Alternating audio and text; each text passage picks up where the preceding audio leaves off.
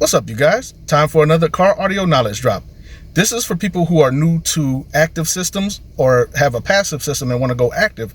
Any passive system can become an active system. All you have to do is eliminate the passive crossover network, which usually does all the work for you. In a passive crossover network, the network sends the right frequencies to the tweeters, the mid-range and mid-bass if it's a three-way, or if it's a two-way, it sends the proper frequencies to the tweeters and the proper frequencies to the mid-range / mid-bass woofer, usually a 6.5 or 5 1/4. However, if you wanted to go active and eliminate the crossover altogether, you would get either an electronic crossover or use the crossover that's in your amplifier if it has it, or even better, go with the DSP. And then with the DSP, you can send the tweeters their proper frequencies, the mid-range their proper frequencies, and the subwoofer or mid-woofer their proper frequencies as well.